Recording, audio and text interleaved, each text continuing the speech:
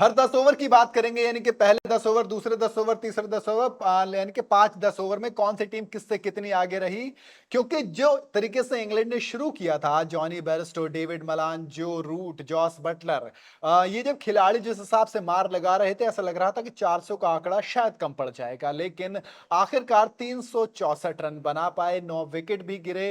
और बांग्लादेश ने कहीं ना कहीं से कहेंगे आप कम किया। Shakib Al Hasan, the captain, the leader, जिसने पूरी टीम की बॉलिंग लाइनअप को संभाला। उसके बाद मेहंदी हसन मिराज, इनकी पिटाई बहुत ज्यादा हुई थी, लेकिन बावजूद इसके उन्होंने 4 विकेट झटके और बहुत ही शानदार तरीके से गेम में वापस लाया बांग्लादेश को। सैम करन हो या फिर मतलब क्रिस वॉक्स, मतलब सबको उन्होंने, हैरी ब्रूक, किसी को ज्यादा अपने आगे चलने नहीं दिया। शुरू में जरूर रन दिए, लेकिन बाद में ऐसा कंट्रोल किया कि इंग्लैंड बिल्कुल पंजे में जकड़ गई। फारूक, किस तरह से देखते हैं? 10 ओवर की बात बाद में करेंगे, पहले आप एक ओवरऑल बता दिए बॉलिंग को किस तरह से देखेंगे बांग्लादेश की और इंग्लैंड का कहीं ना कहीं बाद में कहता है एकदम से झटक जाना, वो क्या किस तरह से रहा?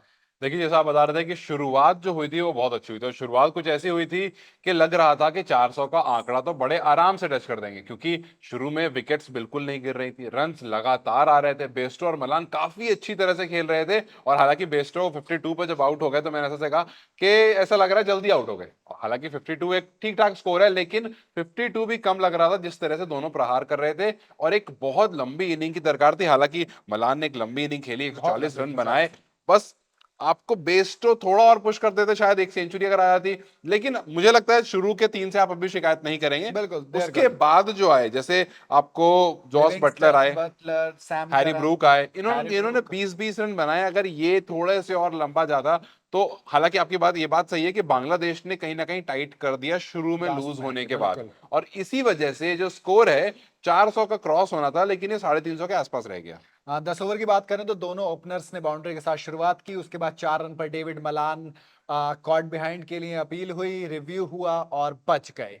लेकिन उसके बाद से मलान ने मौका नहीं दिया। उसके बाद एक तरीके से पेस पकड़ी डेविड मलान ने। बात हो रही थी कि इंग्लैंड ने बहुत हल्का शुरू किया, लेकिन फिर जो पेस पकड़े गई उसी ओवर में चौका लगा, छक्का लगा, डेविड मलान ने फिर तो गाड़ी पे ऐसे एक्सेलेटर दबाया कि वो गाड़ी रोकी नहीं आखिर तक। उसके बाद जब चीजें शुरू होती गई, फिर डेविड मलान ने जो स्कोर सुनिए, जो रूट ने आया, जो रूट ने इंग्लैंड के लिए सबसे ज्यादा रन बना दिया आईसीसी इवेंट्स अच्छा। में। और उसके बाद डेविड मलान लगातार अच्छी फॉर्म में। फरवरी से अगर बात करूं तो उन्होंने 674 रन 85 के एवरेज से, करीब करीब 85 का एवरेज डेविड मलान के साथ चल रहा है। उसके अलावा मतलब कई सारी चीजें, ओडीआई 100 इन कैलेंडर ईयर 4 हो गए हैं डेविड मलान के, जो कि लगभग ऊपर जाते जा रहे हैं। इससे पहले डेविड ग्रॉर और जॉनी बेयरस्टो 2018 और 1983 में मारे थे। तो इस तरह से कई सारी चीजें हो गई हैं। जो 600 में 23 इनिंग में डेविड मलान ने 600 बना दिए, जो कि सबसे ज्यादा। इससे पहले इमामुल हक जो पाकिस्तान के दूसरी तरफ खेल रहे थे, उन्होंने बनाए थे 27 इनिंग में, इन्होंने 23 इनिंग में वो रिकॉर्ड बना दिया। तो इस तरीके से डेविड मलान की पारी रही। उसके बाद हम बात करेंगे 11 से 20 ओवर की। तो इसमें कई सारी चीजें हुई, जैसे कि जो पारी थी स्टेबल हुई, जॉनी बैरिस्टो का विकेट आया इसमें, लेकिन जो रूट और डेविड मलान वहां से उन्होंने पिच को पकड़ लिया कि हम नहीं जाने देंगे यहां से कहीं भी। जिस तरह से मलान की 50 आई, मलान ने बिल्कुल। बहुत तेज, जैसा आपने बोला कि मलान ने अपना गियर अप करा था, एक्सेलरेट करा था, 39 बॉल में उनकी हाफ सेंचुरी आ गई थी।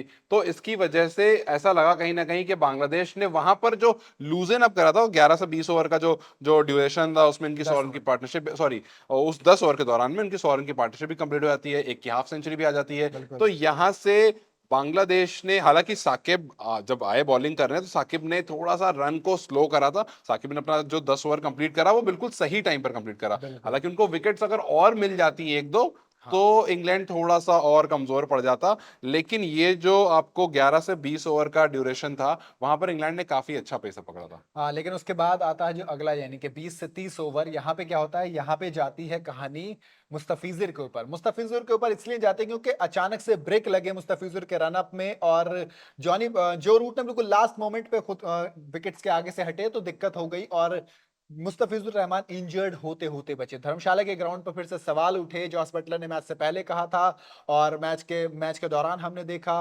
अभी तो पहली इनिंग थी जिसमें ये तमाम चीजें हुई, तो इस तरह से सवाल उठे।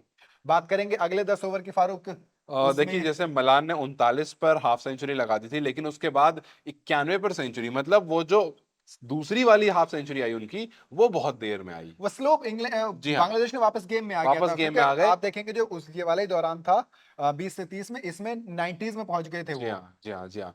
तो ऐसा मैंने पहले मतलब मैच स्टार्ट होने से पहले ही बताया गया था कि पिच कहीं न कहीं धीरे-धीरे स्लो हो जाएगी, हाँ और वो होती हुई दिखी भी कि जो इंग्लैंड का उसमें था कि इंग्लैंड जो है अगर पहले बैटिंग करती है तो थोड़ी परेशानी ज़रूर होगी बैटिंग में, हालाँकि शुरू में बिल्कुल नहीं हुई, नई बॉल थी, मे बी इस वजह से या फिर पिच हेल्प कर रही थी, लेकिन धीरे-धीरे जब पिच स्लो हो गई, तो उसके बाद जो 39 बॉल में पहला 50 आया, उसके बाद जो अगला 50 आया उसमें कुछ 50-60 बॉल लग गई, बिल्कुल। 50 बॉल लग गई इसमें। तो ये जो स्लो डाउन हुआ इनिंग का, यहाँ पर आपको क्या कहते हैं, बांग्लादेश ने अच्छा पंजा जो है वो कस लिया, और उसके बाद साकिब ने अपना 10 ओवर का स्पेल भी कंप्लीट करा। 10 ओवर में उन्होंने 52 रन दिए और एक विकेट ली। तो वो जो, इंपॉर्टेंट विकेट जी जॉनी हाँ, बेयरस्टो, जॉनी बेयरस्टो का, तो वो 100वां जो, ओडीआई खेल रहे थे अपना वो। जी हाँ, तो वो जो जो एक विकेट और 52 रन का जो स्पेल था 10 ओवर का, वो साकिब के लिए की तरफ से काफी अच्छा रहा, बिकॉज अगर आपको 300-350 रन टीम मार रही है और आपका एक प्लेयर, मेन प्लेयर 5 की इकोनॉमी से रन देता है, तो वो कहीं ना कहीं बेहतर है। उसके बाद बटलर आए, विकेट गिरे, फिर बटलर आते ही दूसरी बॉल पे छक्का जड़ देते हैं, फिर सैम करन आते हैं, फिर उसके बाद की कहानी बांग्लादेश की तरफ शिफ्ट हो जाती है, क्योंकि आखिर में रन नहीं बनने दिए बिल्कुल। बांग्लादेश ने। लास्ट के 10 ओवर पूरे पूरे बांग्लादेश के नाम रहे। आप शुरू के 40 ओवर को कह सकते हैं कहीं ना कहीं इंग्लैंड ने जीता, लेकिन आखिर के 10 ओवर बांग्लादेश ने पूरी तरह से अपने नाम किए। मेहंदी हसन मिराज ने 4 विकेट झटके, और उसके बाद मतलब शरीफुल इस्लाम ने लगातार विकेट निकाल के दिए आपको। 3 विकेट उनके नाम रहे, हैट्रिक आते आते बची उनके पास, लेकिन लगातार 2 बॉल पर विकेट आए थे। लियम लिविंगस्टन को पहली बॉल पे उन्होंने चलता कर दिया, पवेलियन भेज दिया। तो इस तरह से ये कहानी रही हर 10-10 ओवर में। लेकिन असद अगर लिविंगस्टन चल जाते तब ये 400 आसानी से हो तो ये जाता। बड़ी आसानी से और ऊपर चला था। लिविंगस्टन बिल्कुल का आज बिल्कुल। नहीं चलना कहीं ना कहीं इंग्लैंड के लिए थोड़ा सा जरूर खटेगा। बहरहाल देखने वाली बात होगी कितना खटकेगा, और क्या लगता है आपको कि क्या वाकई में इंग्लैंड इस टोटल को डिफेंड कर पाएगा बांग्लादेश के सामने? मुझे कमेंट में जरूर बताइएगा। वीडियो अगर आपको पसंद आई हो तो इसे लाइक और शेयर जरूर करें, और जाते जाते चैनल को सब्सक्राइब करना बिल्कुल ना भूलें।